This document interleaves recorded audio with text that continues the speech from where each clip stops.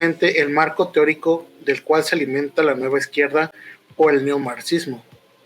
En dicho recorrido pondremos el acento en la cuestión de la llamada hegemonía, concepto que hace las veces de puente entre el marxismo y el posmarxismo, habiendo permitido el paso de una lucha de clases hacia una batalla cultural.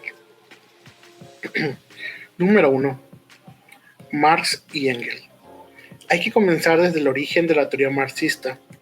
En Karl Marx y Friedrich Engels encontramos la génesis. Hombres alemanes del siglo XIX.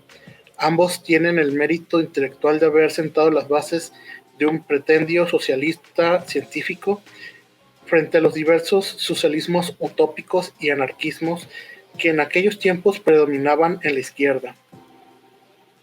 Hasta Marx y Engels, todo lo que se había escrito para la causa socialista, según la perspectiva de ellos mismos, había estado impregnado de una estrechez que terminaba siendo involuntariamente funcional a los sectores que deseaban frenar la revolución del proletariado.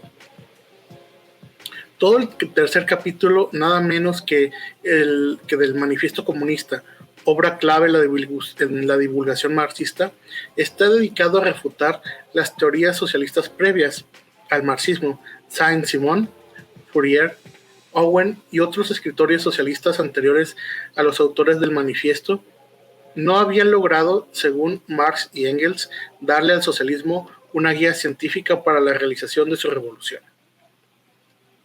El proyecto marxista era o pretendía ser muy distinto del que sus antecesores socialistas Marx y Engels introducirían las bondades de la ciencia en el estudio de las sociedades a las fantasías utópicas de sus colegas que aquellos pretendían dejar atrás. No haría falta mencionar que la historia, empero, terminó dando por tierra con semejantes pretensiones. Las leyes de la historia marxista decían poder predecir la revolución de la historia. Jamás se comprobaron, sino que todo lo contrario. La revolución rusa, como veremos, fue la gran y paradójica excepción, y la visión de un mundo comunista, sin clase, sin Estado, fue tan utópica como las mismísimas utopías que Marx y Engels renegaban. De forma tal que las disputas ideológicas entre socialistas no dejaba de ser una delirante riña entre utopistas. La desmesurada pretensión científica, entre comillas, del marxismo precisaba de un método no menos monumental para estudiar el curso de la historia, entre comillas, e intentar a la postre predecir las transformaciones sociales, y más importante todavía, las condiciones de las transformaciones revolucionarias. Es en este sentido que Marx y Engels son hegelianos. Esto es, que toman del filósofo German George Hegel su célebre método, la dialéctica. ¿Qué es la dialéctica? En términos lo más simple posible, se trata de un método que supone que en la historia surgen fuerzas opuestas que en su contradicción generaban una nueva fase, que a su vez genera otra instancia contradictoria, y así sucesivamente. En términos filosóficos, se dirá que toda tesis corresponde a una antítesis, las cuales resultan superadas por una síntesis. La historia avanza, pues, en función de las contradicciones que se generan en su seno. El método de la dialéctica había sido utilizado por Hegel para descubrir el movimiento de las ideas en el mundo. Para Hegel, las ideas de los hombres resultan centrales para explicar los cambios en la historia. En el marxismo será lo opuesto. Dialéctica, pero aplicada al descubrimiento del mundo de la materia, y a eso, jerga marxismo, se le llama materialismo dialéctico. Pasemos esto en limpio.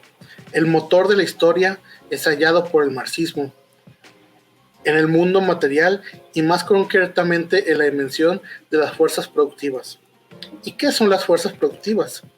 Para decirlo de forma sintética, son distintas tecnologías y modos de producción sobre las cuales se apoya la producción propiamente dicha. Sus modificaciones entrañan y explican los cambios profundos en la historia. Así, el taller corporativo resultó superado por la manufactura de su división del trabajo,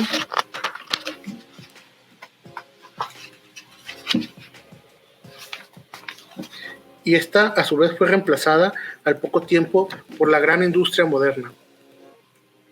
Hija de la máquina de vapor, tal es el sentido material de la revolución productiva que sepulta la sociedad feudal y abre el paso a la sociedad moderna, industrial y utilizando terminología marxista a la sociedad burguesa.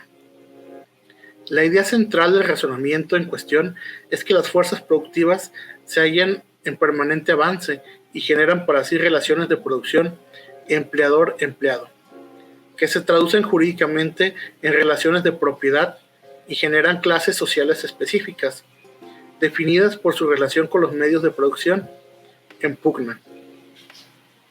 Pero el problema sobreviene cuando la evolución de las fuerzas productivas, es decir, el desarrollo de nuevas tecnologías y maneras de producir, llega a un punto en el cual las formas de propiedad privada terminan frenando la productividad.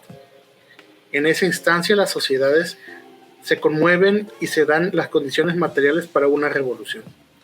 De ahí que se pensara que el capitalismo se conduciría a sí mismo a su propia crisis, pues llegaría el día en que la propiedad privada sería un estorbo para el propio sistema. La revolución comunista, en virtud de todo ello, sería inexorable, suponían sus cultores. Ahora bien, y por otro lado, lo que en la jerga marxista se conoce como materialismo histórico ha quedado resumido por Engels en el prefacio a la edición alemana de 1883 del Manifiesto Comunista que aquel redactara tras la muerte de su socio y colega Karl Marx. Citando: toda historia ha sido una historia de lucha de clases, de lucha entre clases explotadoras y explotadas, dominantes y dominadas, en las diferentes fases del desarrollo social, y que ahora esta lucha ha llegado a una fase en que la clase explotada y oprimida, es decir, el proletariado, no puede ya emanciparse de la clase que la explota y la oprime, la burguesía, sin emancipar al mismo tiempo y para siempre a la sociedad entera de la explotación, la opresión y la lucha de clases. Fin de la cita. Hay que destacar que el denominado materialismo histórico ofrece una sucesión de etapas necesarias en el desarrollo de la historia, que culminaría, según sus autores, con la revolución del proletariado, pero que pasan antes de llegar a ella por las revoluciones burguesas, como la que el mundo había visto en Francia de 1789.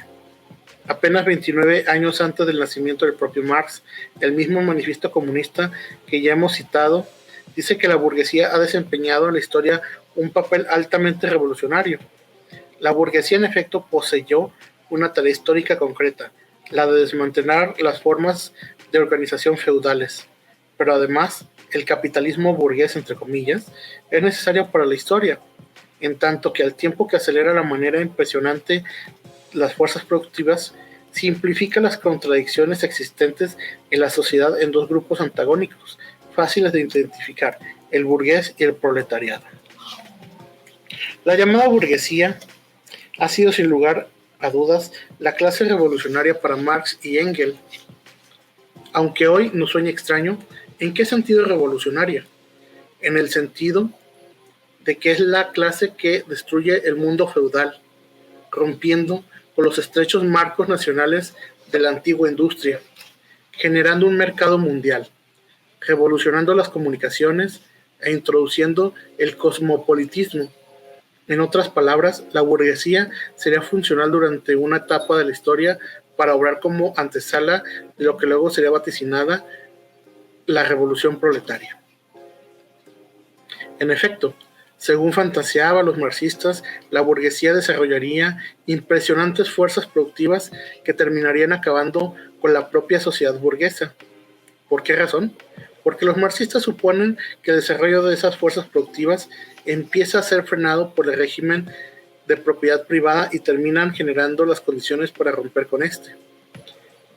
La misma rebelión de las fuerzas productivas que acabó con la sociedad feudal debería ahora, en función de la misma necesidad de dialéctica, acabar con la burguesía en provecho del proletariado.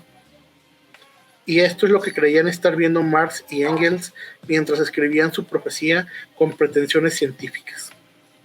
Ante nuestros ojos se está produciendo un movimiento análogo al de la destrucción del feudalismo. Las relaciones burguesas de producción y de cambio, las relaciones burguesas de propiedad, toda esa sociedad burguesa moderna que ha hecho surgir por encanto tan potentes medios de producción y de cambio, se asemeja al mago que ya no es capaz de dominar las potencias infernales que ha desencadenado con sus conjuros. Desde hace algunas décadas, la historia de la industria y del comercio no es más que la historia de la rebelión de las fuerzas productivas modernas con las cuales las actuales relaciones de producción contra las relaciones de propiedad que condicionan la existencia de la burguesía y su dominación. Todo estaba dicho para Marx y Engels. Creían haber descubierto el movimiento necesario de la historia y por consiguiente predecir el porvenir político y social. Las armas de que se sirvió la burguesía para derribar el feudalismo se vuelven ahora contra la propia burguesía, pero la burguesía no ha forjado solamente las armas que deben darle muerte, ha producido también los hombres que empuñarán estas armas, los obreros modernos, los proletarios. Los proletarios son entonces la clase social que tiene en su mano la más importante misión histórica: impulsar una revolución que, al destruir la propiedad privada, que fundamenta la división de clases, destruirá las clases sociales como tales, y su liberación será la liberación de toda la humanidad.